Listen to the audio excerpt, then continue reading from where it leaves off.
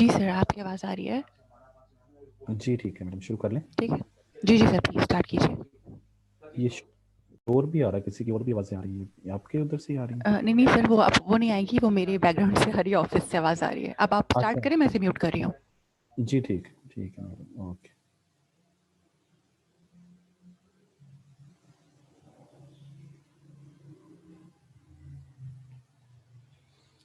जी बिस्मिल्लाहिर्रहमानिर्रहीम, अस्सलाम वालेकुम।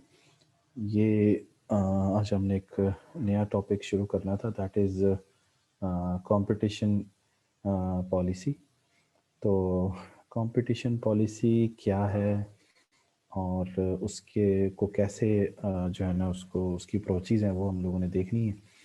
तो कंपटीशन पॉलिसी की डेफिनेशन ज़रा देखें तो यहाँ पे आपको नज़र आ रहा है कि competition policy is a set of legal regulations. Competition policy, ये देखें ज़रा, is a set of legal regulation stemming from competition law that seeks to prevent firms from engaging in the abuse of monopoly positions in the market। ये पहली चीज़ तो ये है कि ये जो कंपटीशन पॉलिसी है इसको हम एंटी ट्रस्ट लॉ भी कहते हैं। ठीक है जी, एक चीज़। दूसरी चीज़ ये है, ये कंपटीशन पॉलिसी लीगली कुछ रेगुलेशंस होती हैं, यानी सेट ऑफ लीगल रेगुलेशंस होता है, और वो कंपटीशन लॉ से ये चीज़ सामने आती है।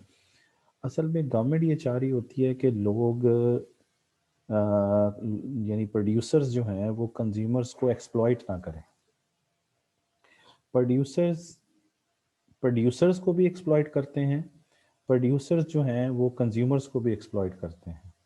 ये एक्सप्लॉइटेशन की जो एलिमेंट है उसको ख़त्म करने के लिए या उसको कम करने के लिए हर मुल्क ये कोशिश करता है कि वहाँ पर कंपटीशन की फ़िज़ा जो है वो बरकरार रहे, लोग आपस में कंपटीशन के ज़रिए जो है ना वो आगे बढ़ें, रादर देन के वो लोग मोनोपलाइज करें। तो अगर अब्यूज़ ऑफ मोनोपोली पोजीशंस वो करेंगे मार्केट में, तो फिर वो क्या करेंगे? ज़ाहिर सी बात है, आपने पीछे अभी पढ़ा है, मोनोपोली के हवाले से मैंने भी आपको डिस्कस किया था, वो कार्टेल बना लेते हैं या क्लूसिव प्रैक्टिसेस शुरू कर देते हैं। तो दो चीज़ें तो वो प्रॉपरली करते हैं ना मोनोपोलिस्ट जो होते हैं। एक तो आपने पढ़ा था को रिस्ट्रिक्ट करते हैं सप्लाई को, सप्लाई कम कर देते हैं, और फिर दूसरी चीज़ ये कि वो कीमतों को ज़्यादा जो है वो कर देते हैं। ये दोनों चीज़ें जो हैं वो प्रॉब्लमेटिक हैं, यानी एक तो कीमतें ज़्यादा चार्ज करना और दूसरा जो है वो क्या करना, सप्लाई को रिस्ट्रिक्ट कर देना। ये ज़रा आप इसकी डेफिनेशन दोबारा पढ़ें।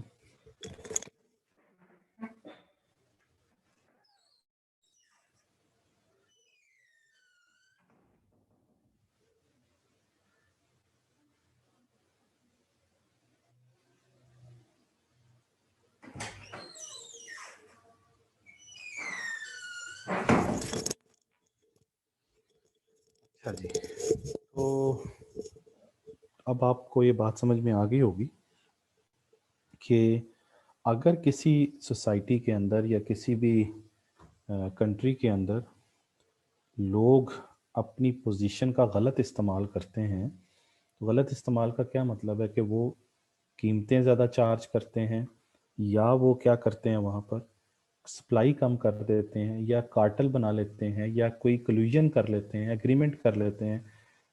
किस लिए करते हैं? ताकि ना तो नए फर्म्स मार्केट में आ सकें, और वो फिर एक्सप्लॉइट करते हैं कंज्यूमर्स को, उनसे हाई प्राइस चार्ज करते हैं। इस चीज़ को कवर करने के लिए हर मुल्क जो है वो कंपटीशन लॉ बनाता है, कंपटीशन लॉ, और उस कंपटीशन लॉ में वो कंपटीशन पॉलिसी जो है वो दी जाती है, और उसमें लीगली रेगुलेशंस होती हैं, रेगुलेट करती है गवर्नमेंट कि उससे क्या करें कि फर्म्स जो हैं उनको रोका जा सके। किस चीज़ से रोकना है? कि वो मोनोपोली पोजीशन ना अख्तियार करें मार्केट में, यानी मोनोपोली पोजीशन मींस कि मोनोपोली के जो डीमेरिट्स हमने पढ़े थे ना पिछले लेक्चर में, वो ना करें। वो क्या क्या हैं वो ज़रा आप दोबारा से देख लीजिए कि क्या क्या करते थे। ये वाली बातें थी कि वो तो यानी आर्गूमेंट्स अगेंस्ट द मोनोपोलीज जो थे, ये सारी चीज़ें जो होती हैं वो करते हैं। यानी वो रिसोर्सेज को एफिशिएंटली यूज़ नहीं करते हैं, फिर मार्केट में आउटपुट कम बेचते हैं, कीमत ज़्यादा चार्ज करते हैं, है ना। और फिर वो क्या करते हैं, कॉस्ट को कंट्रोल नहीं करते हैं, फिर वो स्टिफ कंपटीशन करते हैं, डिस इकोनॉमीज ऑफ स्केल होती हैं वगैरह वगैरह। ये सारी चीज़ें जो हैं ये मोनोपोली पोजीशंस हैं। और जब इस तरह की सिचुएशन हो जाती है, और बैरियर्स टू एंट्री भी होते हैं, ज़ाहिर सी बात है, तो उससे वो कोलिजन भी करते हैं, एक दूसरे के साथ एग्रीमेंट कर लेते हैं। इस चीज़ को रोकने के लिए गवर्नमेंट जो है वो कंपटीशन पॉलिसी लेके आती है। और इसका मतलब ये होता है कि लोगों को यानी प्रोड्यूसर्स को इस बात पर मजबूर करना कि आप एक दूसरे के साथ कंपटीशन करें, क्वालिटी बेहतर दें और कीमत कम पे बेचें, ताकि जो है वो कंज्यूमर को फ़ायदा हो, उस कम्युनिटी को फ़ायदा हो, और आप इंटरनेशनली भी वो उस चीज़ को बेच सकें, ताकि आपकी क्वालिटी अच्छी है, आपकी प्राइस बेहतर है, तो आप दुनिया में भी compete कर सकते हैं। तो कंपटीशन पॉलिसी का मकसद ये है कि लोग एक दूसरे प्रोड्यूसर जो हैं वो मोनोपोलाइज ना करें अपनी पोजीशन को, और सप्लाई को रिस्ट्रिक्ट ना करें, कंपटीशन को बढ़ने दें, ताकि ज़्यादा से ज़्यादा बेहतर चीज़ सामने आए। तो कंपटीशन को रोकना नहीं है, कंपटीशन को बढ़ाना है। तो ये चीज़ होनी चाहिए। यानी इसका मतलब ये है कि जहाँ पर भी एंटी कंपेटिटिव बिहेवियर होगा फर्म्स का, वहाँ पर कंपटीशन पॉलिसी जो है वो आएगी, और कंपटीशन लॉ जो है उस चीज़ को प्रोटेक्ट करेगा आके। पाकिस्तान में पहले एक इदारा हुआ करता था, उसे हम कहते थे MCA। MCA कहते हैं मोनोपोली कंट्रोल अथॉरिटी, ये पहले नाम होता था। तो इसके नाम से ही ज़ाहिर हो रहा है कि मोनोपोली को कंट्रोल करना है, कि क्योंकि मोनोपोली के डीमेरिट्स हैं, अभी आपने पढ़े भी हैं, मोनोपोली होने से क्या क्या मसाइल पैदा होते हैं। तो मोनोपोली को कंट्रोल करने की पाकिस्तान में अथॉरिटी थी। अब इसका नाम चेंज कर दिया गया और इसका नाम रख दिया गया CCP। इसका नाम MCA से चेंज करके CCP रख दिया गया, और इसका मतलब है कंपटीशन कमीशन ऑफ पाकिस्तान। तो इदारा वही है लेकिन नाम चेंज कर दिया गया, कंपटीशन कमीशन ऑफ पाकिस्तान। ये कंपटीशन कमीशन ऑफ पाकिस्तान का काम क्या है कि वो देखे कि कहाँ कहाँ पे, जैसे हमने पिछले टॉपिक में पढ़ा था कि कंसंट्रेशन ऑफ द फर्म्स, कि कितनी चंद फर्म्स जो हैं वो कितना मार्केट शेयर ज़्यादा कवर कर लेती हैं, तो वो मार्केट में कंसंट्रेट कर जाती हैं। तो उस चीज़ को रोकना है।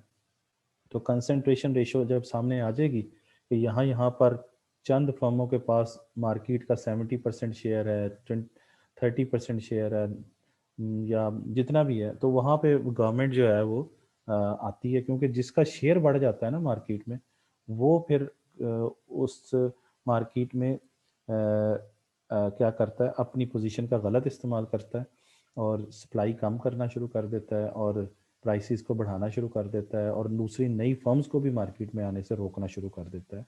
ये सारी एंटी कंपेटिटिव बिहेवियर होता है। इसको रोकने के लिए कंपटीशन पॉलिसी आती है। तो कंपटीशन पॉलिसी का मतलब है कि ऐसे लॉज बनाए जाएं, इन्फोर्समेंट ऑफ द लॉज हो, जिसमें एंटी कंपेटिटिव बिहेवियर जो है ना फर्म का, उसको रोका जा सके। तो गवर्नमेंट जो होती हैं या रेगुलेटर्स जो होते हैं वो क्या करते हैं, रोकते कैसे हैं। वो पहला तरीका ये है कि गवर्नमेंट जो होती है वो कोर्ट्स के थ्रू उनके ऊपर जुर्माने आयद करवाती हैं जो इन लॉज को तोड़ते हैं। अब लॉज में क्या लिखा हुआ है कि आप सप्लाई रिस्ट्रिक्ट नहीं करेंगे, आप बैरियर्स टू एंट्री क्रिएट नहीं करेंगे, आप मींस फर्म्स जो हैं, फर्म्स एक दूसरे के सप्लाई नहीं रोकेंगे, कीमत ज़्यादा चार्ज नहीं करेंगे, लोगों को नुकसान नहीं पहुंचाएंगे, क्वालिटी बेहतर देंगे। तो इस तरह की चीज़ें हैं। इसको अगर कोई रोकता है, इसको कोई अगर तोड़ता है इन इन लॉज को, तो फिर उनके ऊपर पहला चीज़ ये है कि उनके ऊपर फाइन किए जाते हैं। या फिर और वो ये करने की पोजीशन में कब आता है, जब उसका मार्केट शेयर बहुत ज़्यादा बढ़ जाता है। तो जब मार्केट शेयर ज़्यादा बढ़ जाता है तो इस पोजीशन में आ जाता है कि वो किसी भी फर्म के ऊपर कब्जा कर ले, यानी एक्विजिशन कर ले, मर्जर कर लेता है। तो मर्जर भी हमने पढ़ा था, मर्ज कर जाता है, एक और छोटी फर्म को भी खरीद लेता है, बड़ी मछली बन जाती है ना। जब बड़ी मछली होती है वो छोटी मछलियों को खा जाती है। तो उससे ये होता है कि फिर वो कहता है अब मैं ही मैं हूँ अकेला इस मार्केट के अंदर। तो वो फिर कंज्यूमर की तरफ रुख अख्तियार करता है और फिर कंज्यूमर को वो चीज़ कम क्वालिटी पे देता है और फिर कीमत भी ज़्यादा चार्ज करता है। इन चीज़ों को रोकने के लिए कंपटीशन पॉलिसी होती है, ये कंपटीशन लॉ होता है जो कहता है कि ऐसी चीज़ें ना करें। और फिर अगर कोई करता है तो उनके ऊपर फाइन किए जाते हैं, उन फर्म्स के ऊपर, या फिर उन फर्म्स को ही ब्रेक कर दिया जाता है। छोटी छोटी फर्म्स बना दी जाती ताकि उसका उसका असर खत्म हो जाए। या फिर उसका जो शेयर ट्रेड सीक्रेट्स होते हैं वो दूसरी फर्म्स को भी बता दिए जाते हैं, ताकि जिसकी वजह से वो इतनी बड़ी मछली बनी है या इतनी बड़ी फर्म बनी है, उसको उसके सीक्रेट्स बता दिए जाएं कि इस तरीके से इन्होंने किया है, ताकि और फर्म भी उसी तरीके से आके उसके कंपटीशन में आ जाए। तो ये एक तरीका ये है कि फाइन कर दिया जाए, दूसरा कि उस फर्म को ही तोड़ दिया जाए और छोटी छोटी फर्म्स बना दी जाएं। तीसरा तरीका ये है कि उसके ट्रेड सीक्रेट्स जो हैं वो दूसरी फर्म्स के साथ शेयर कर दिए जाएं, ताकि वो भी उसी तरीके से तरक्की कर जाएं और बड़ी फर्म बने और आपस में कंपटीशन बढ़े। तो पॉलिसी जो है उसका मकसद ये है, यानी कंपटीशन पॉलिसी का मेन मकसद ये है कि एंटी कंपेटिटिव बिहेवियर जो है ना फर्म्स का, ये वाली बात, उसको क्या करना है, ख़त्म करना है। और ये और क्या ख़त्म करना है कि प्रिवेंट करना है, यानी रोकना है मर्जर से और एक्विजिशन से। क्योंकि जब मर्जर होता है तो फिर कंपटीशन में क्या आ जाती है, कमी आ जाती है। तो ये चीज़ है जो कि बड़ी इम्पोर्टेंट है। अब इसके अलावा भी और भी तरीके हैं कि जब अगर कुछ फर्म्स ऐसा करती हैं तो उनके बोर्ड ऑफ डायरेक्टर्स को या उनके ऑफिसर्स को जेल फाइन भी किया जा सकता है, उनको जेल में भी भेजा जा सकता है अगर वो पकड़े जाते हैं किस चीज़ के अंदर, एंटी कंपेटिटिव प्रैक्टिसेस करते हुए, यानी कंपटीशन को कम करने वाली प्रैक्टिसेस अगर करते हैं। और वो कंपटीशन को कम करने वाली प्रैक्टिसेस क्या हैं, वो यही है ना कि वो पहली चीज़ तो ये है कि वो सप्लाई कम कर देते हैं, फिर वो कीमतें ज़्यादा चार्ज करते हैं, फिर वो कॉस्ट अपनी इतनी कम कर लेते हैं कि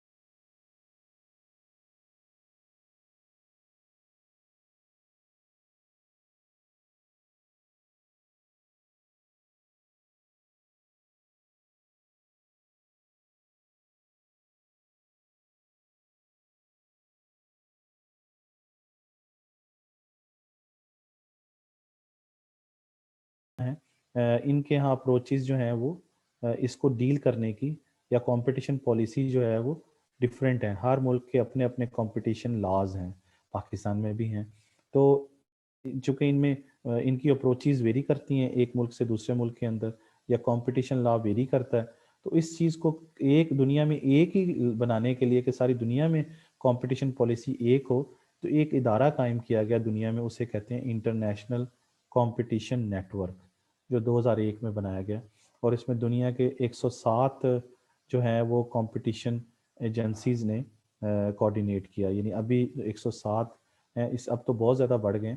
तो 107 ममालिक उसके हिस्सा हैं। तो वो पूरी दुनिया में एक पॉलिसी बनाना चाह रहे हैं कि लोग जो हैं अपनी पोजीशन का गलत इस्तेमाल ना करें, क्योंकि कंपटीशन पॉलिसी जो होती है ना उसके तीन मेन ऑब्जेक्टिव्स होते हैं, यानी वो चाहती क्या कंपटीशन पॉलिसी। पहला ऑब्जेक्टिव ये होता है कि वो रोकें, प्रोहिबिट का मतलब है रोकना, रिस्ट्रिक्टिव ट्रेड प्रैक्टिसेस, यानी ऐसी या ऐसी इकोनॉमिक एक्टिविटी जो कि रिस्ट्रिक्टिव कर देती हैं, जिनको रोकते हैं, यानी फर्म्स खुद कोशिश करती हैं कि यानी मुल्क के अंदर ट्रेड प्रैक्टिसेस कम हो जाएं, तो वो इस चीज़ को रोकती हैं। इस चीज़ को वो प्रोहिबिट करने के लिए कंपटीशन पॉलिसी सामने आती है। ये भी मैं मज़ीद बताता हूँ आपको इसके ऊपर मज़ीद। फिर अब बैन करने के लिए अब्यूज़ ऑफ मार्केट पावर, यानी जो लोग मार्केट पावर को अब्यूज़ करते हैं उसके ऊपर बैन लगाने के लिए कंपटीशन पॉलिसी सामने आती है। ये है goals of the competition policy. क्या है गोल्स? वो तीन गोल्स हैं। पहला ये है, दूसरा ये है, और तीसरा ये है कि रेगुलेट करें मर्जर और एक्विजिशन को। ये तीसरा है। यानी ये तीन काम होते हैं कंपटीशन लॉ के अंदर या कंपटीशन पॉलिसी के अंदर। अब इन तीनों को डिटेल से पढ़ते हैं। पहला क्या है? पहला ये है कि ट्रेड रिस्ट्रिक्शंस जो होती हैं, क्योंकि बहुत सारी फर्म्स ऐसी होती हैं जो आपस में एग्रीमेंट कर लेती हैं कि हमने फ्रीली ट्रेडिंग और कंपटीशन को नहीं होने देना, कि उसमें क्या करते हैं फिर वो मुआहदे कर लेते हैं, एग्रीमेंट कर लेते हैं, जैसे पेप्सी और कोक कर लेते हैं कि नई फर्म को नहीं आने देता। तो नए एंट्रेंट जो होते हैं उनको बाहर निकालने की कोशिश करते हैं ताकि सिर्फ हम ही मार्केट में बेचें और कोई नहीं। इसे कहते हैं रिस्ट्रिक्ट कर देता, रिस्ट्रिक्ट कर देना। तो वो रिस्ट्रिक्ट करने की कोशिश करते हैं ट्रेड प्रैक्टिसेस को। जब वो ऐसा करते हैं तो इस रिस्ट्रिक्टिव बिहेवियर को वो कंपटीशन पॉलिसी रोकती है कि रिस्ट्रिक्ट नहीं करनी, ट्रेड को तो इन्हेंस करना है। लेकिन ये लोग क्या करते हैं, ये फर्म्स क्या करती हैं, ये कहते हैं नहीं हम ना बस 4-5 ही पूरे मार्केट में रहें, बाकी सारे जाएं पहाड़ में, हमने इनको बाहर निकालना है। तो वो सारी जो छोटी छोटी फर्म्स होती हैं या तो उन पे कब्जा कर लेते हैं या उनके शेयर्स खरीद लेते हैं, या फिर उनको अपने साथ मिला के एक फर्म बन जाती है या दो बन जाती हैं या तीन हो जाती हैं। बस वही कहते हैं हम ही रहेंगे। अब तो 2-3 फर्म हो तो उनका आपस में क्या कंपटीशन होना है, कंपटीशन तो ज़्यादा से होगा ना। तो इसलिए इस पॉलिसी का मकसद ये होता है कि कार्टेल ना बनने दें, एग्रीमेंट ना होने दें, ताकि क्या हो, मुल्क में या इकॉनमी में कंपटीशन की फ़िज़ा कायम रहे। तो ये चीज़ है। जैसे आपको यहाँ पे एग्जांपल दे रहे हैं कि बहुत सारे कुछ लोग ऐसे होते हैं, वो एग्जांपल जैसे कंस्ट्रक्शन में लोग फर्म इकट्ठी हो जाती हैं, कोई 2-3 फर्म आ जाती हैं जी हम ही सिर्फ करते हैं और कोई नहीं करता काम, तो मजबूरन वो आपको उसको काम उनको देना पड़ेगा और वो महंगे आपसे पैसे पैसे ज़्यादा चार्ज करेंगे। या कोई पब्लिक सर्विस कॉन्ट्रैक्टिंग के हवाले से कुछ फर्म सामने आती हैं, तो आपको मजबूरन उन्हीं से काम कराना पड़ता है क्योंकि है ही 3-4, क्योंकि उन्होंने कंपटीशन तो ख़त्म कर दिया, उन्होंने बाकी फर्म्स को बाहर निकाल दिया। तो ये चीज़ ख़त्म करने के लिए कंपटीशन पॉलिसी सामने आती है। फिर क्या होता है कि फिर ये होता है कि कुछ जो फर्म लीडिंग फर्म्स होती हैं मार्केट में, वो अपनी पोजीशन का गलत इस्तेमाल कर रही होती हैं, उनके ऊपर बैन लगाती है कंपटीशन पॉलिसी। कंपटीशन पॉलिसी उन फर्म पे बैन लगाती है। कैसे लगाती है वो आप समझें ज़रा।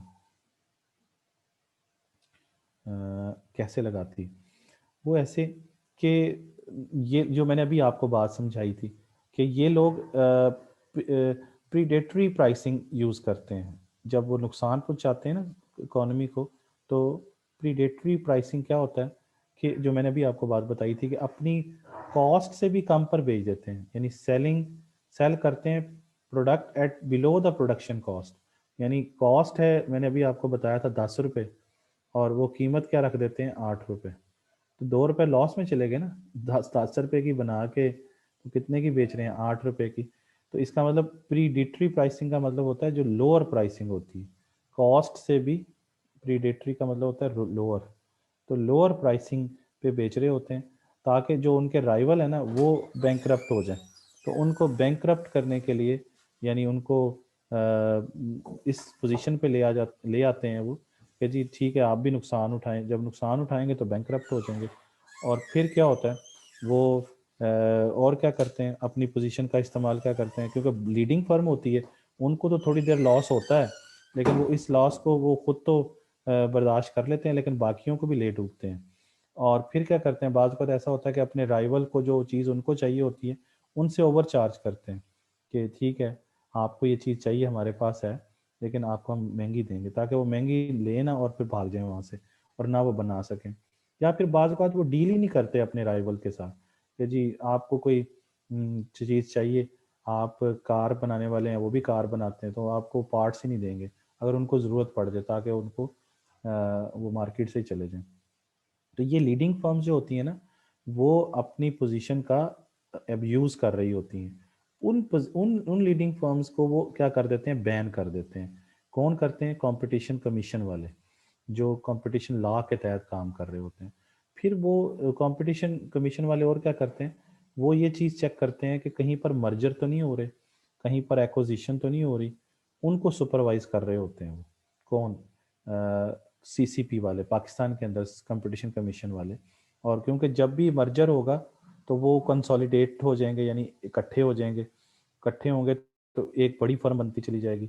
और बड़ी फर्म क्या करती है, अल्टीमेटली नुकसान पहुंचाती है किन को, कंज्यूमर्स को भी और प्रोड्यूसर्स को भी, क्योंकि फिर वो कीमत भी ज़्यादा चार्ज करती है, क्योंकि होती है एक फर्म है, वो फिर सबको पता है जब एक होगी तो वो कहेंगे जी आप ही हैं, और तो कहीं से चीज़ मिलनी भी नहीं है, तो कहते हैं फिर महंगी महंगी बेचते हैं।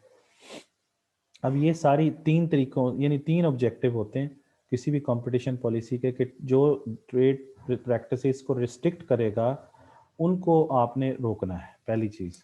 यानी जो फर्म ट्रेड को रिस्ट्रिक्ट कर रही होंगी, ट्रेड को रोक रही होंगी, बिजनेस को रोक रही होंगी, उनको प्रोहिबिट करना, उसको रोकना। दूसरा ये है कि जो लीडिंग फर्म मार्केट में होगी और वो अपनी पोजीशन का गलत इस्तेमाल कर रही होगी उसको बैन कर देना है।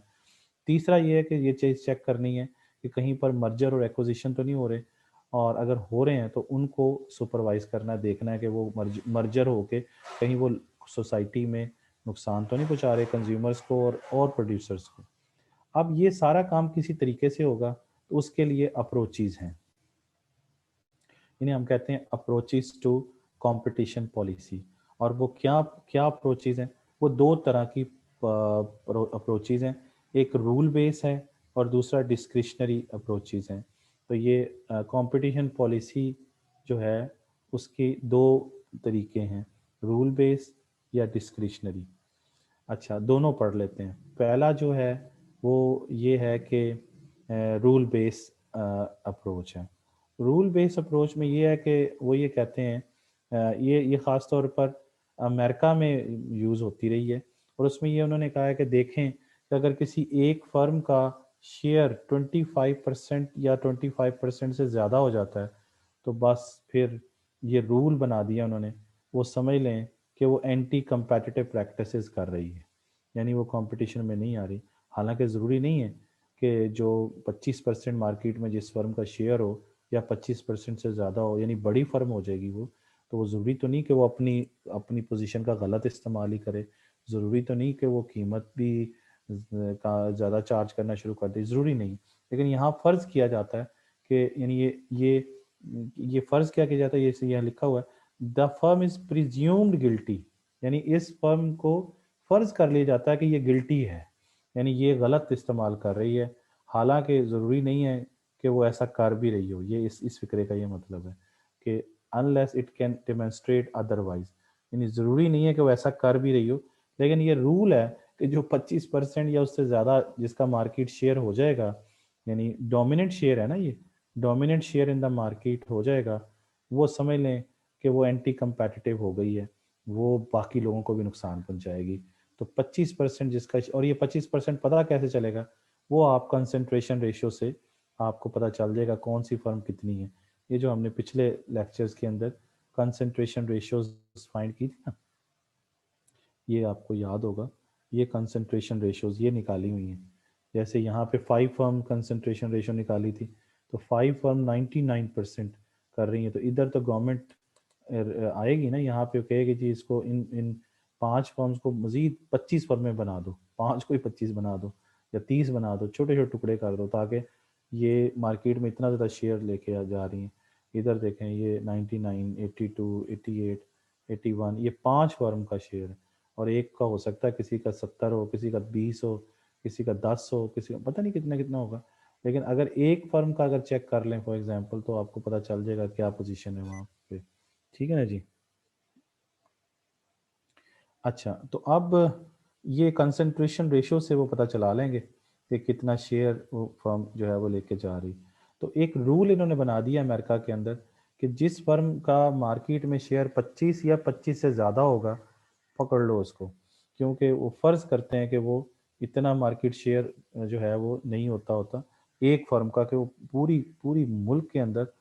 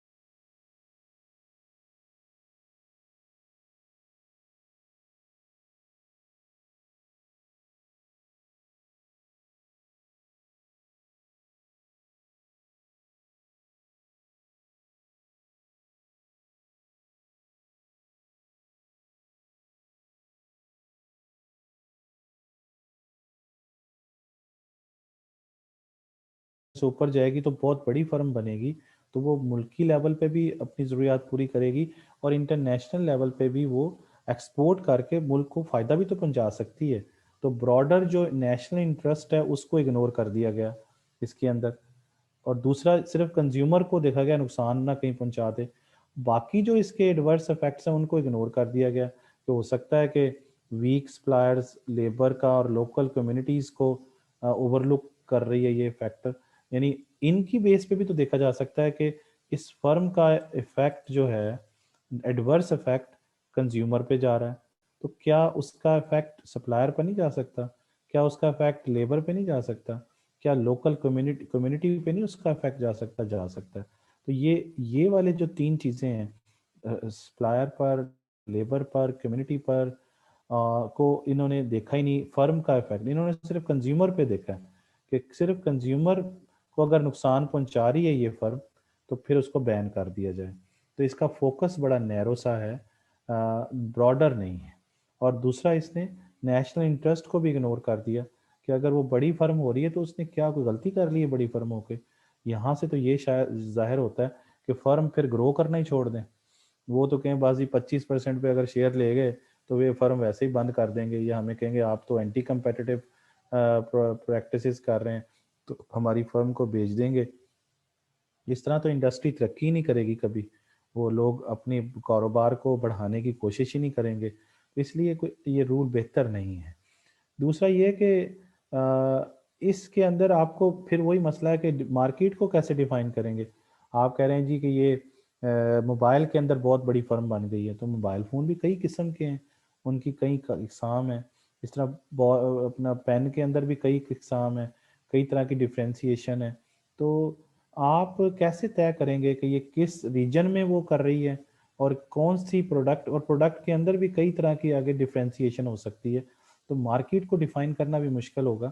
जैसे मैंने आपको कार की एग्जांपल दी थी पिछले दिनों कि वो कार स्पोर्ट्स कार भी हो सकती है, वो दूसरी लग्जरियस कार भी हो सकती है, वो लॉजिस्टिक कार भी हो सकती है। तो सिर्फ कार कहें जी कार इंडस्ट्री में ये फलानी कंपनी का 25% शेयर है, तो हो सकता है वो कार के अंदर मजीद चले जाएं। तो कौन सी किस्म की कार, तो मार्केट को डिफाइन करना बड़ा मसला हो जाएगा कि किस, पहले तो एग्जैक्ट फिर डिफाइन करें कि फलानी चीज़ की फलानी कैटेगरी के अंदर फलानी स्पेसिफिकेशन के अंदर फलां फलां फलां फर्म आती हैं। तो फिर तो शायद आप एग्जैक्टली चीज़ चेक करें और मार्केट को एग्जैक्टली डिफाइन कर सकें। अदरवाइज सिर्फ जनरली कह देने से चीज़ों को गलत इंटरप्रिटेशन भी हो सकती है। दूसरा तीसरा इस अप्रोच पे लोगों ने इतराज़ ये किया कि जैसे शिकागो स्कूल यूएसए में जो है, उन्होंने ये कहा, यानी Chicago school means Chicago university के लोगों ने ये कहा कि एक फर्म अगर अपनी कॉस्ट को कम कर लेती है और कॉस्ट कम करके अपनी कीमत को भी कम कर देती है और वो इकोनॉमीज ऑफ स्केल हासिल कर लेती है, तो फिर तो वो बड़ी होती चली जाएगी, प्रॉफिट ज़्यादा कमाएगी और ऑटोमेटिकली वो बेहतर से बेहतर होती चली जाएगी। तो फिर ये करना कोई जुर्म है? फिर इसका मतलब ये है कि इस रूल के तहत तो अगर वो 25% से ऊपर चली जाती है तो फिर तो आप कहेंगे कि इसको बंद कर दें। इसका मतलब कोई भी फर्म रिसर्च नहीं करेगी, कोई भी फर्म अपनी कॉस्ट को कम नहीं करेगी, कोई भी फर्म बड़ा नहीं होना चाहेगी कि जितनी मैं बड़ी फर्म होंगी मेरे ऊपर तो ये लग जाएगा कि ये तो 25% से ऊपर शेयर चला गया, तो फिर इसका मतलब है कि मैं कोई कौम को नुकसान पहुंचा रही हूँ। तो ये चीज़ बेहतर नहीं है। इसलिए गवर्नमेंट ने, अमेरिका की गवर्नमेंट ने इस रूल को फिर मॉडिफाई भी किया 1980 के बाद। फिर इसमें एक और आखिरी इशू ये था कि इसमें आप खुद पहले ही फर्ज कर लेते हैं कि यानी गिल कि आप गिल्टी हैं। आप 25% या उससे ज़्यादा शेयर अगर कोई फर्म का है तो आप कहते हैं ले जी मेरे ऊपर तो मतलब ये फ़र्ज़ कर लिया गया कि मैंने कोई गलती कर ली, तो आप मैंने कोई एंटी कम्पेटिटिव बिहेवियर अडॉप्ट किया है। उससे क्या होता है कि फर्म जो है वो उनके ऊपर हमेशा बर्डन ही रहता है कि कहीं हमारा शेयर ना बढ़ जाए। हालांकि शेयर बढ़ना चाहिए, जितना ज़्यादा शेयर बढ़ेगा उतनी बड़ी फर्म होगी, उतने लोगों को जॉब मिलेगी, उतनी वो मार्केट में दुनिया में वो जाएगी उसकी चीज़, उतना वो मुल्क तरक्की करेगा। फर्म तरक्की करेंगी तो बड़ी होंगी, उतने ही लोगों को जॉब्स मिलती हैं, उतने ही प्रोडक्शन में इजाफा होता है, जीडीपी में इजाफा होता है, मुल्क की ग्रोथ में इजाफा होता है। लेकिन यहाँ तो ये इस रूल के तहत तो फर्म कहेंगे हम नहीं बड़े होते, क्योंकि उससे तो हमें 25 से ऊपर गए तो फिर हमें पकड़े जाएंगे हम लोग। हालांकि ज़रूरी तो नहीं है कि वो वाकई अपनी पोजीशन का गलत इस्तेमाल करें बड़े होके या लीडिंग फर्म बन के, ज़रूरी तो नहीं। लेकिन यहाँ फ़र्ज़ कर लिया गया कि जो 25 या 25 से ज़्यादा पे जाएगी, 25% शेयर मार्केट से, वो बस समझ लें कि वो लोगों को नुकसान पहुंचा रही है। तो ये ज़रूरी तो नहीं है, वो ये कहते हैं। तो इसलिए दूसरी अप्रोच आई। दूसरी अप्रोच ये तो रूल बेस्ड थी ना, तो रूल बेस्ड अप्रोच हमने पढ़ ली। रूल क्या है, 25% मार्केट शेयर से ज़्यादा अगर हो जाए या 25 हो जाए तो उस फर्म को पकड़ के ना छोटे छोटे टुकड़े कर दो या उस पर बैन कर दो। यानी फ़र्ज़ कर लिया जाता है कि वो नुकसान पहुंचा रही है। ये गलत बात है। फिर है डिस्क्रिशनरी अप्रोच। डिस्क्रिशन कहते हैं अपनी मर्जी। तो उन्होंने कहा जी रूल ना बनाएं, बल्कि जो कंपटीशन कमीशन होगा ना हर मुल्क का, वो खुद चेक करे कि वाकई 25% शेयर होके या 25 से ज़्यादा शेयर होके क्या वो वाकई एंटी कंपेटिटिव बिहेवियर अडॉप्ट किए हुए हैं, फिर उसको पकड़ें, रादर देन कि आप कहें जी पकड़ लें जी ये तो 25% से ज़्यादा शेयर हो गया है तो नुकसान ही पहुंचा रहा है। इसलिए ज़रूरी नहीं है कि क्योंकि इस आर्गूमेंट में ये डिस्क्रिशनरी अप्रोच में ये आर्गूमेंट दिया गया है कि क्योंकि पिछले जो अप्रोच थी ना उसमें हमने ये कहा था कि लार्जर फर्म जो होती है ना वो हार्मफुल होती हैं और वो कंपटीशन को क्या कर देती हैं, कम कर देती हैं। लेकिन इस डिस्क्रिशनरी अप्रोच के अंदर वो कहते हैं कि जजेस को देखना चाहिए कि उसके इफेक्ट्स क्या हैं। बड़ा होना नुकसानदेह चीज़ नहीं है। बड़ा होके या लीडिंग फर्म होके या मार्केट शेयर ज़्यादा करके क्या वो आपके मुल्क को, आपके कंज्यूमर्स को, आपके और अदर फर्म्स को नुकसान तो नहीं पहुंचा रहा? और अगर वो नुकसान पहुंचा रहा है तो फिर उसके ऊपर फाइन करें या उसको जो भी करना है, बड़े होने को जुर्म करार ना दें। इसलिए इफेक्ट्स चेक करें, उसके इफेक्ट्स क्या हैं रादर देन के साइज ऑफ द बिजनेस। यानी बिजनेस साइज देखने के बजाय उसके इफेक्ट्स देखें कि क्या वो बड़ी फर्म तो है लेकिन क्या वो लोगों को नुकसान तो नहीं पहुंचा रही। उसके लिए कुछ चीज़ों को सामने रखें और फिर खुद फैसला करें। वो इदारा फैसला करे, जैसे पाकिस्तान में इदारा कौन सा मैंने भी बताया था, कंपटीशन कमीशन ऑफ पाकिस्तान फैसला करे कि क्या ये फर्म नहीं बेचारी बाकी फर्म्स को। तो उसके लिए जारी सी बात है कि उसमें कुछ रूल, कुछ बातें देखनी पड़ेंगी। और वो क्या देखना पड़ेगा कि उस फर्म की कीमतें और बाकी फर्म की कीमतों में क्या फ़र्क है, यानी रिलेटिव प्राइसेस चेक करेंगे। और अगर आप ये देखते हैं कि लार्ज फर्म जो है वो कम कीमतें चार्ज कर रही हैं और वो इसलिए नहीं चार्ज कर रही कि लोगों को भगा दे वहाँ से, यानी जो उनके राइवल्स हैं उनको भगा दें, इसलिए नहीं कर रही, बल्कि उनको वो कॉस्ट को कम करके कीमतें कम कर रही हैं।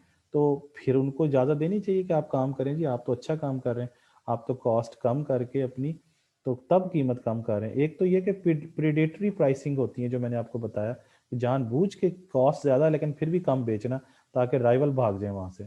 ये काम वो चेक करना पड़ेगा कि वाकई ऐसा कर रहे हैं कि नहीं कर रहे। लेकिन अगर वो सिर्फ कॉस्ट की वजह से कर रहे हैं, कॉस्ट कम है और कीमतें कम है, तो फिर तो ठीक कर रहे हैं, वो तो अच्छी बात है। फिर वो देखते हैं कि चेक करेंगे कि अगर वो फर्म की प्रॉफिटेबिलिटी बहुत ज़्यादा है, हाई रेट ऑफ रिटर्न ले रहे हैं और किसके मुकाबले में, बाकी इंडस्ट्री में जितनी फर्म उनके मुकाबले में, तो इसका मतलब ये है कि वो अपनी पोजीशन का गलत इस्तेमाल कर रहे हैं। फिर उस फर्म को बंद करना चाहिए। फिर उसके बाद क्या है, उसके बाद ये है कि स्टेबिलिटी। स्टेबिलिटी में क्या होता है कि लार्जर फर्म जो होती हैं वो ज़्यादा रिलायबल होती हैं, सप्लायर होती हैं छोटी फर्म के मतलब, तो ये तो अच्छी बात है। फिर ये देखना है कि उसका कम्युनिटी पर और सप्लायर पर क्या इम्पैक्ट है। अगर वो कम्युनिटी को अच्छी चीज़ दे रही है और सस्ती चीज़ दे रही है तो फिर उसको क्यों बंद करेंगे भाई, क्योंकि वो एंटी कंपेटिटिव बिहेवियर तो नहीं, और बाकी जो उनके राइवल फर्म है उनको भी नुकसान नहीं पहुंचा रही, तो फिर उसको नहीं बंद करना चाहिए। क्योंकि वो लोगों को जॉब भी तो दे रहे हैं। फिर पब्लिक इंटरेस्ट देखना पड़ेगा कि बड़ी फर्म है और वो एक्सपोर्ट भी कर रही है, आपको कमाई करके भी दे रही है आपके मुल्क को, रिसर्च भी कर रही है और वो कम्युनिटी को भी सपोर्ट कर रही है, तो फिर बड़ा होने से क्या नुकसान है। तो ये कुछ पैरामीटर्स हैं जिनकी बेस पर वो परखेंगे कि क्या वो फर्म कम्युनिटी को या बाकी सोसाइटी को या अपने राइवल्स को या कंज्यूमर्स को नुकसान तो नहीं पहुंचा रहे। रादर देन के रूल बना दिया जाए कि 25% जो हो गया फड़ लो उन्होंने, ऐसे नहीं करना। ठीक है ना जी, उसको पकड़ना नहीं है, उसको देखना है कि वो गलत इस्तेमाल तो नहीं कर रहे अपने पोजीशन का। तो ये सारे जो हमने ABCD F तक पढ़े हैं, इनको गेटवेज कहते हैं। यानी ये गेटवेज हैं कि इनको अगर बचाना है किसी फर्म को, बड़ी फर्म को, तो आप कहेंगे जी नहीं जी ये तो पब्लिक इंटरेस्ट का काम कर रही है, हम इसको बंद नहीं करेंगे। तो यानी फाइन से बचाना है या किसी भी उससे बचाना है, तो उसके लिए इन इन चीज़ों को बेस बना के कंपटीशन कमीशन उन फर्म्स को बचा भी सकता है कि नहीं जी ये तो कीमतें ही कम चार्ज कर रही हैं, बड़ी अच्छी फर्म है, फिर ये प्रॉफिटेबिलिटी इसकी इतनी नहीं है, फिर ये क्वालिटी ऑफ सर्विस है, यानी ये बड़ी इंफीरियर क्वालिटी नहीं दे रही बल्कि सुपीरियर क्वालिटी दे रही है लोगों को, तो हम इसे क्यों बंद करें। स्टेबिलिटी है इसकी, फिर ये कम्युनिटी को फ़ायदा दे रही है, पब्लिक इंटरेस्ट है, पब्लिक इंटरेस्ट मीन्स कि एक्सपोर्ट से पैसे कमा के दे रही है हमें, तो इससे वो फिर इनको गेटवेज कहा जाता है। ये सारे आपने पढ़े हैं ना, ए से लेके एफ तक, ये सारे क्या हैं, ये गेटवेज हैं। ठीक हो गया जी। तो बहरहाल लेकिन इस डिस्क्रिशनरी अप्रोच के भी कुछ ड्रॉबैक्स हैं। पहला कि आर्बिट्रेरी है। आर्बिट्रेरी मींस मतलब आपकी अपनी मर्जी पर मुनसर है, कंपटीशन को लॉ नहीं है कोई, क्योंकि पहले तो ऊपर रूल था ना कि 25% रूल बनाया था, यहाँ कोई क्लियर कट नहीं है। अगर कंपटीशन कमीशन समझता है कि ये सही चल रही है तो वो चलती रहेगी। आर्बिट्रेरी मेजर है, यानी आर्जी है, आर्बिट्रेरी मींस आर्जी है, आपकी अपनी मर्जी पे है वो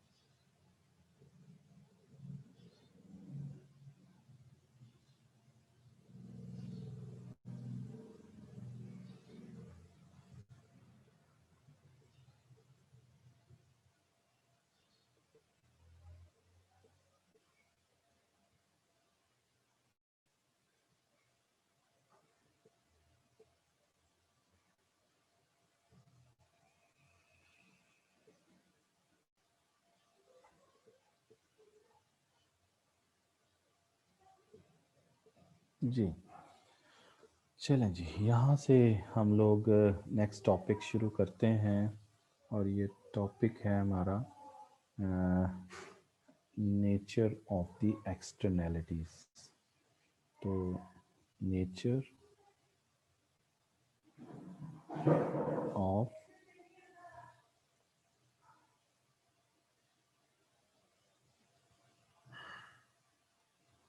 एक्सटर्नैलिटीज़, ये टॉपिक है जो हमने पढ़ना है, नेचर ऑफ द एक्सटर्नैलिटीज़। अच्छा, इसमें ये है कि एक्सटर्नैलिटी का क्या मतलब है।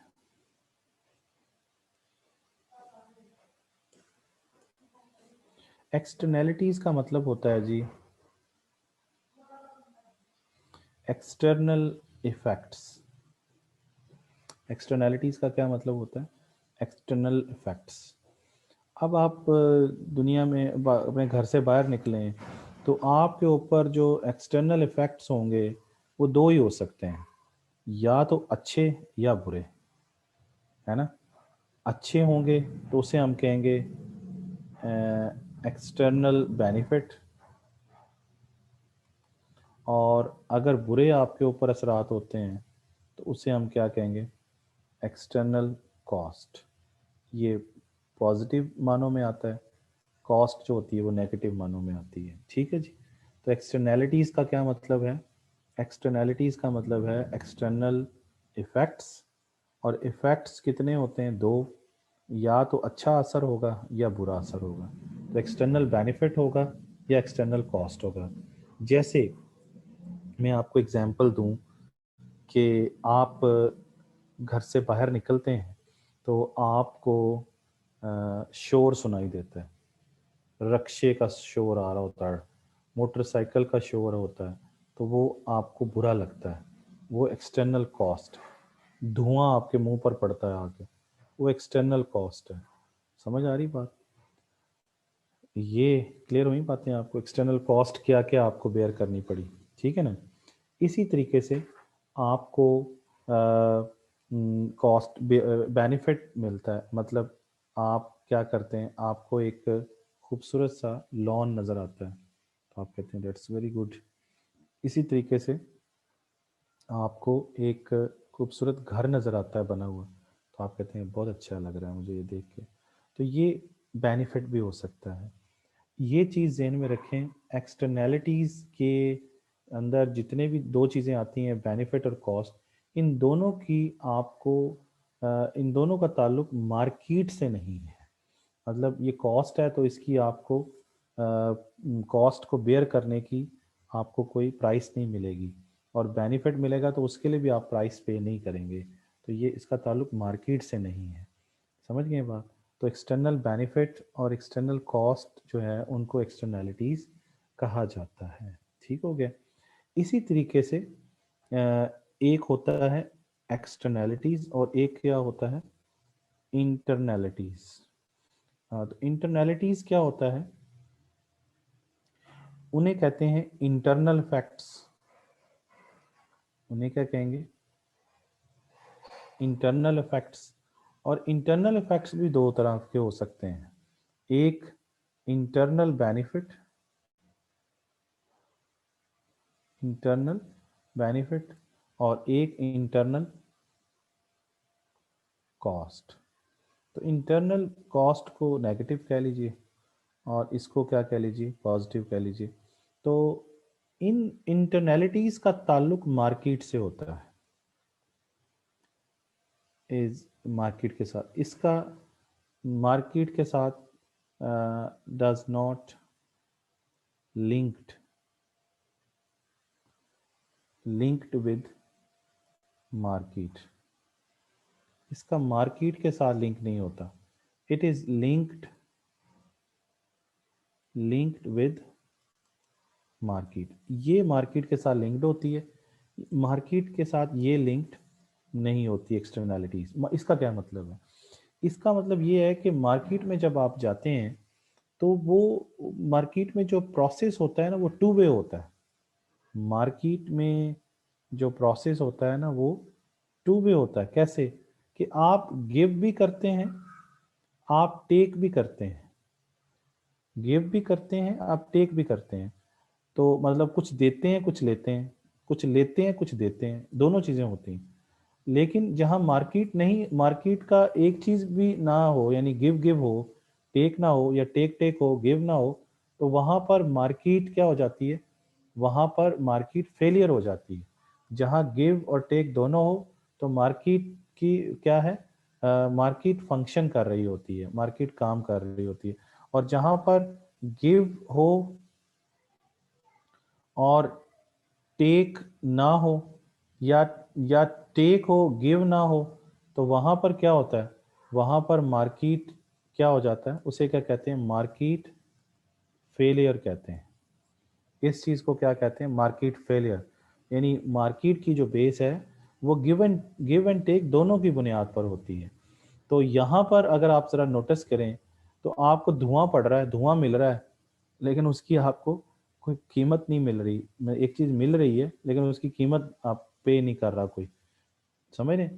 और यहाँ पर आप घर एक दे के खुश हो रहे हैं लेकिन आप उसकी कीमत पे नहीं कर रहे हैं। आप बना बनाया घर आपको नज़र आ गया है, लेकिन आपने उसको देख के आपने एक बेनिफिट फील किया है, लेकिन आपने उसकी कीमत नहीं दी। तो ये चीज़ जो है वो आपको इसका ताल्लुक मार्केट से नहीं है।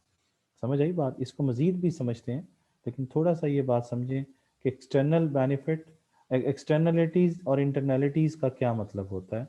और इंटरनलिटीज़ का मतलब ये है कि ये मार्केट के साथ लिंक होता है। जैसे फॉर एग्जांपल इंटरनली मैं एक बर्गर ख़रीद लेता हूँ और बर्गर मैं खाता जा रहा हूँ, तो मुझे इंटरनल बेनिफिट ही हो रहा है ना, सिर्फ मुझे ही फ़ायदा हो रहा है। पूरी कौम को तो नहीं हो रहा कि आप भी बर्गर को देखें तो आपको तो नहीं फ़ायदा होना उससे। तो इसका मतलब ये है कि उसके लिए मैंने क्या किया था, उसके लिए मैंने मार्केट से वो चीज़ ली थी और कुछ कीमत भी दी थी। गिव एंड टेक दोनों हुए थे, है ना? बर्गर की एग्जांपल में गिव एंड टेक दोनों हुए हैं। मैंने पैसे दिए, उन्होंने बर्गर दिया, तो मार्केट के साथ लिंक हो गया ना। इसी तरीके से मैंने कार खरीदी, तो कार में मैंने कार की कीमत दी, उन्होंने मुझे कार दी, तो उसका बेनिफिट इंटरनल हुआ। समझ रहे हैं? इसी तरीके से इंटरनल कॉस्ट है। इंटरनल कॉस्ट मीन्स कि मैंने सिगरेट खरीदी तो मैंने पीनी शुरू कर दी, तो इसका क्या हुआ, प्राइस मैंने पे की और सिगरेट ली, लेकिन उसकी कॉस्ट भी तो मैं ही बेयर कर रहा हूँ। लेकिन उसको आप भी कर रहे हैं, ये बात भी ठीक है कि आप भी कर रहे हैं। जो धुआं में, वो एक्सटर्नल कॉस्ट हो जाएगी। जो धुआं में फेंकूंगा ना आपके ऊपर सिगरेट पी के, वो, इसका मतलब सिगरेट की इंटरनल कॉस्ट भी है और एक्सटर्नल कॉस्ट भी है। एक्सटर्नल कॉस्ट आप बेयर करेंगे, लेकिन उसकी मैं कीमत नहीं दूंगा आपको। और इंटरनल कॉस्ट मैं बियर करूंगा, क्योंकि मैं खुद उसको इस्तेमाल कर रहा हूँ सिगरेट को। समझ आई बात के नहीं? तो कुछ चीज़ों की कॉस्ट इंटरनल एक्सटर्नल दोनों होती है, किस कुछ चीज़ों की बेनिफिट भी इंटरनल एक्सटर्नल दोनों होते हैं। मतलब घर मैंने बनाया है, तो मेरे घर का फ़ायदा मुझे भी है और आपको भी हो रहा है, देख के, सिर्फ देख के, बाकी फ़ायदा नहीं। एक लॉन मैंने बनाया अपने घर के बाहर, तो मैंने खुद भी फ़ायदा उठा रहा हूँ और आप भी देख के कह रहे हैं वाह जी वो बड़ा खूबसूरत लॉन है। तो इसका मतलब ये है कि उसका इंटरनल बेनिफिट भी हो रहा है, एक्सटर्नल भी हो रहा है। इंटरनल में पैसे तो मैंने लगाए हैं, लेकिन आपने तो नहीं लगाए हैं, तो आप वैसे ही देख के फ़ायदा उठा रहे हैं। तो एक्सटर्नल बेनिफिट में आपने पे नहीं किया लेकिन बेनिफिट ले रहे हैं।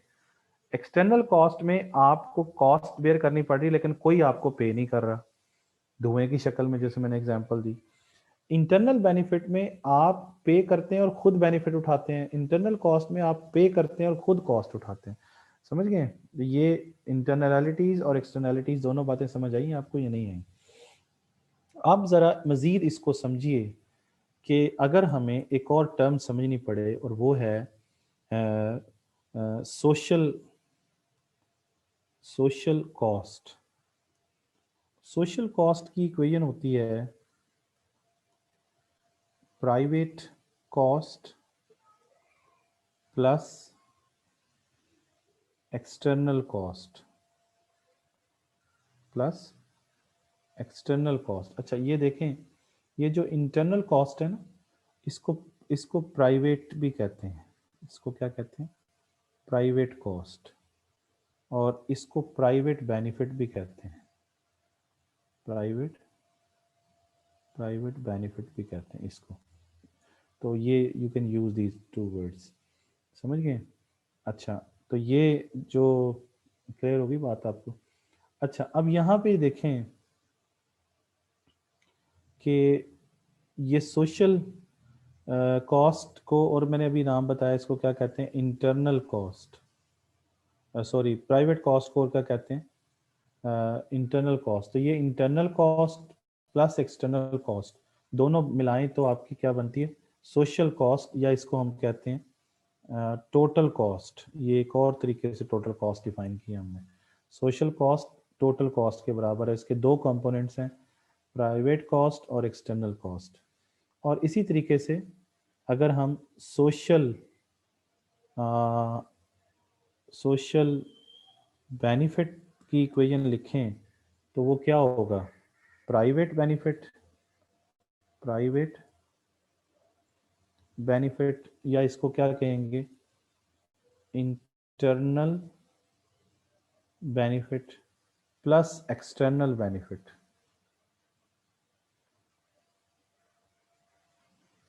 तो ये सोशल बेनिफिट की इक्वेशन आ जाएगी। और अगर आप थोड़ा सा गौर फरमाएं तो ये एक्सटर्नल कॉस्ट और एक्सटर्नल बेनिफिट, इन दोनों को क्या कहा जा सकता है? अभी समझाया है। एक्सटर्नल कॉस्ट और एक्सटर्नल बेनिफिट को क्या कहा जा सकता है? एक्सटर्नल कॉस्ट और एक्सटर्नल बेनिफिट, ये लिखा है मैंने, इन दोनों को एक्सटर्नैलिटीज़ कहा जाएगा। ये देखिए, ठीक है ना जी? एक्सटर्नल बेनिफिट और एक्सटर्नल कॉस्ट को क्या कहेंगे? एक्सटर्नैलिटीज़। तो ये आपके सामने, this is called externalities. Externalities, ठीक है ना? तो इसका मतलब ये है कि ये दोनों एक्सटर्नल कॉस्ट एक्सटर्नल बेनिफिट इधर आ रहे। अगर आप इसको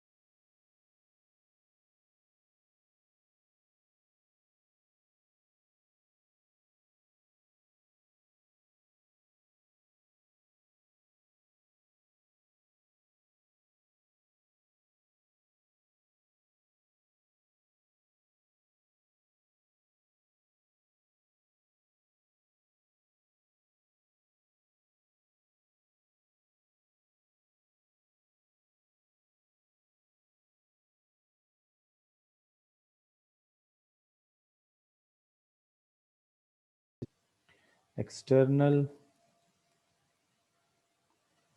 बेनिफिट की इक्वेशन बनाएं तो वो आएगी social benefit minus private benefit, यानी ये प्राइवेट बेनिफिट की टर्म उस तरफ जाके माइनस हो जाएगी। तो इस तरीके से मैंने अब आपको प्राइवेट कॉस्ट का फार्मूला बता दिया, प्राइवेट बेनिफिट का, एक्सटर्नल कॉस्ट का, एक्सटर्नल बेनिफिट का, फिर सोशल कॉस्ट, सोशल बेनिफिट के, ये सारी मैंने आपको फार्मूलाज जो हैं वो बताए हैं ताकि आपको कुछ चीज़ें यहाँ पर समझ आ जाएं। अब मज़ीद इसको हम एक्सप्लोर करते हैं और ये समझते हैं कि प्राइवेट कॉस्ट का मतलब क्या है। देखें, एक एग्ज़ाम्पल ले लें। एग्ज़ाम्पल ये है, जैसे मैं आपको समझा दूं कि जो एक्सटर्नैलिटीज़ होती हैं वो दो तरह की होती हैं, यानी दोबारा से समझ लीजिए। एक्सटर्नैलिटी, एक्सटर्नैलिटीज़ का मतलब तो मैंने अभी आपको समझाया है।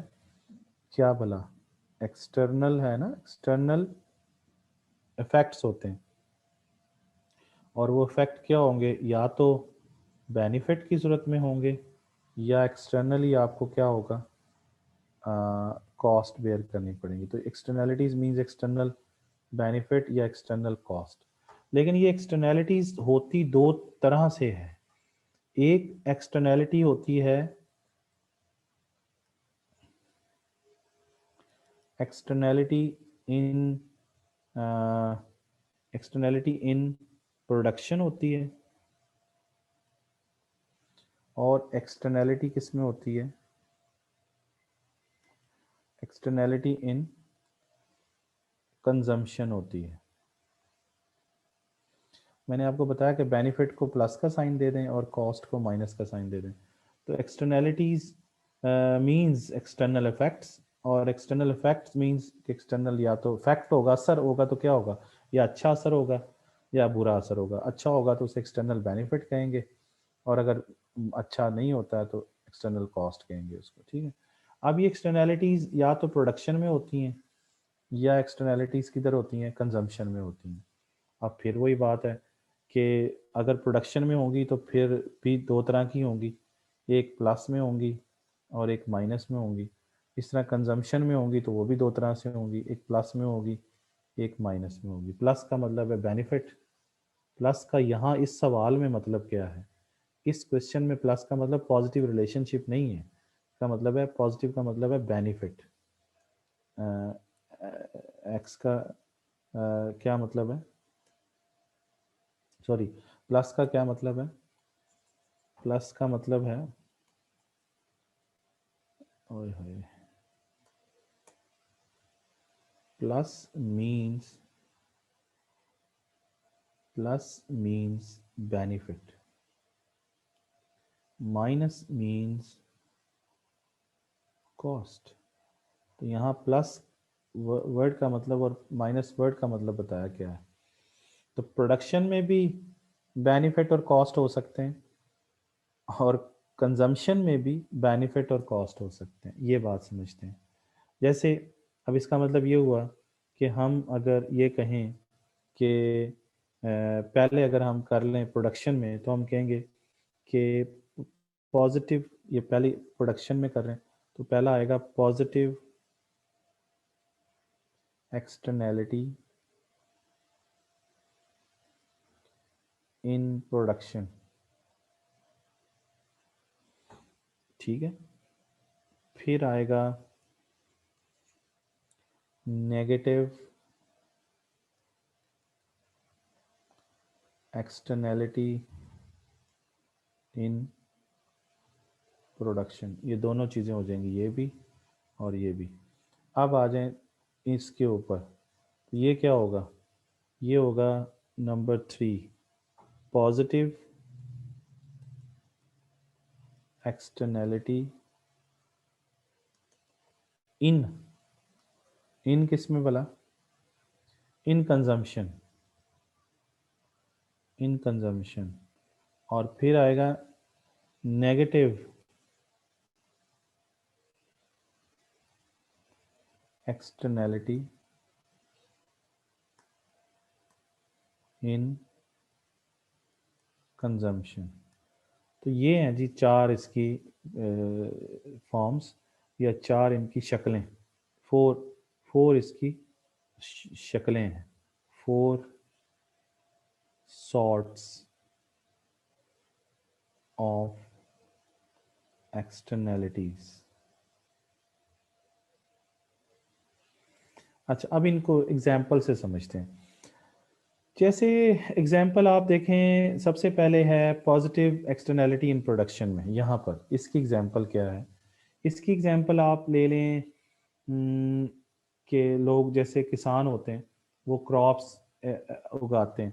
तो आपने खेत देखा होगा, तो खेत में क्या है? ये खेत है और इसमें किसानों ने गंदम उगाई हुई है, गंदम उगी हुई है, या चावल उगाए हुए हैं ये सारे। अब ये इसको देख के, क्या आपको, वैसे सफ़र कर रहे हो आप मेन रोड पे, तो आप कितना खुश होते हैं देख के खेतों को। ये प्रोडक्शन वो कर रहा है, बंदा क्या कर रहा है? प्रोडक्शन ऑफ क्रॉप्स कर रहा है। तो उसमें आपको प्रोडक्शन समझ आ गया, एक तो गंदम पैदा हो रही, और उसकी पॉजिटिव एक्सटर्नैलिटी है कि आप उसके बेनिफिट उठा रहे हैं।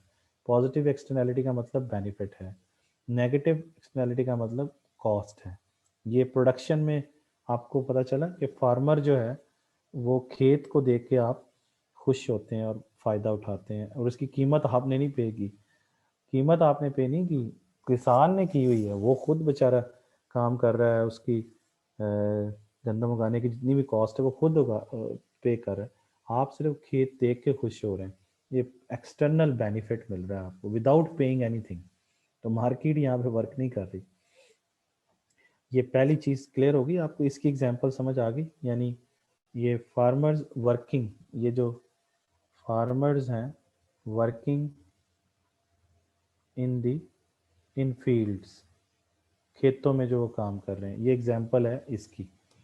अच्छा, अब नेगेटिव एक्सटर्नैलिटी की एग्जांपल प्रोडक्शन के अंदर देखें क्या है। तो नेगेटिव एक्सटर्नैलिटी की एग्जांपल जो है वो देखते हैं। जैसे फॉर एग्जांपल एक ये फैक्ट्री है। अब ये फैक्ट्री है, ये क्या है? फैक्ट्री है, और इसमें कुछ चीज़ बन रही है, जैसे फॉर एग्जांपल खाद ही बन रही है।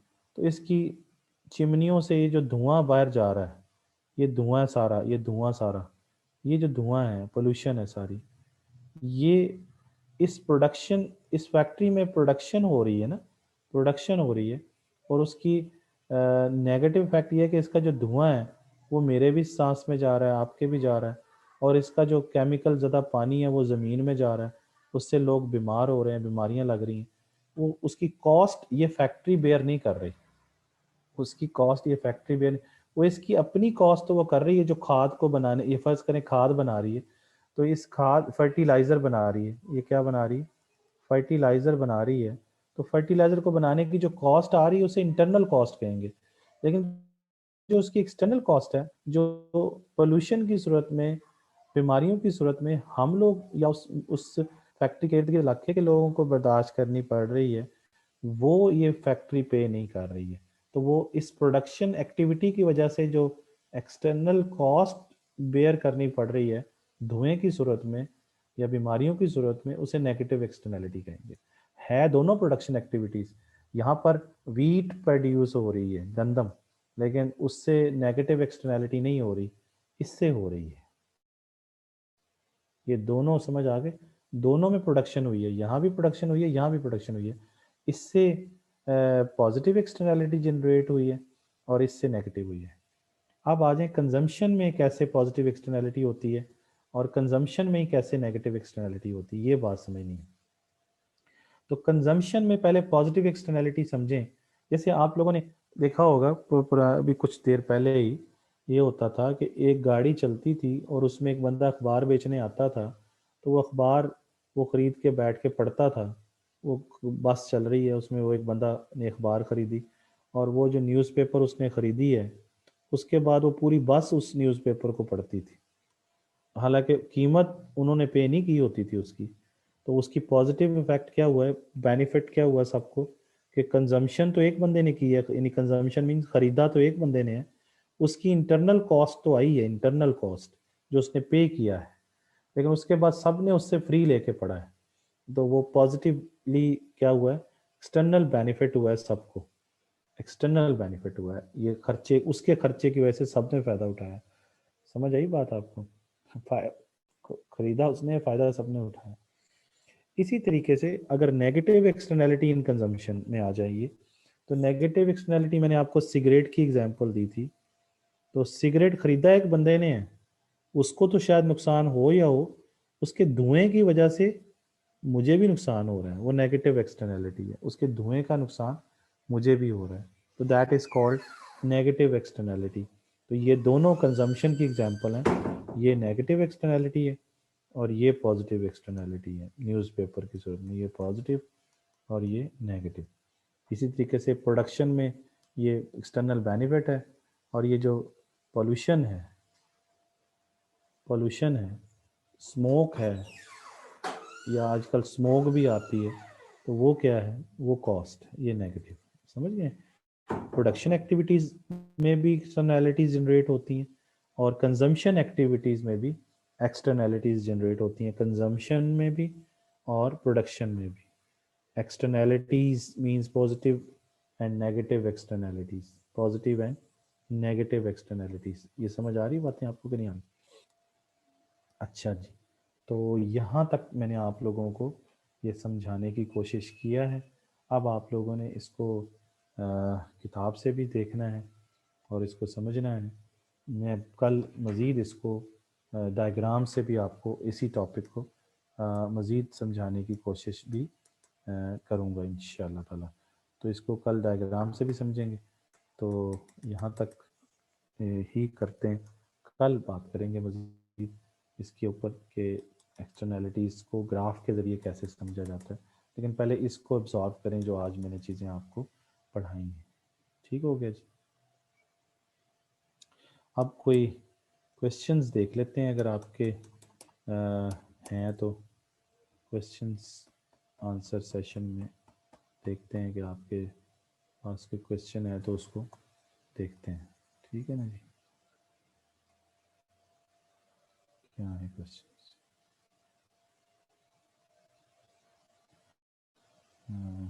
क्वेश्चंस कोई हैं? माशाल्लाह 6 पार्टिसिपेंट्स हैं और कोई क्वेश्चन नहीं है। ठीक है ना जी? Very good. तो कोई क्वेश्चन है तो कर लें, अदरवाइज फिर इसको हम वाइंड अप करते हैं। ठीक है, मैं थोड़ा सा आपको किताब से भी ये चीज़ ज़रा शेयर कर दूं, किताब से भी। It's not working.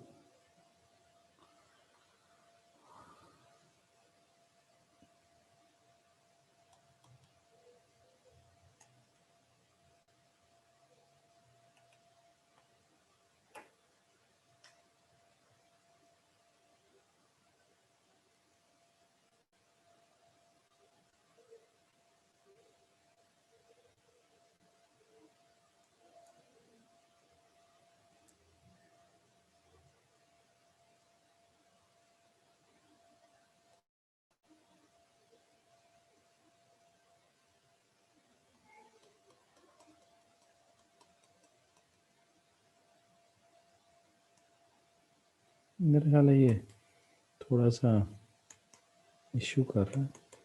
हाँ जी, अब ये बुक पे देखिए,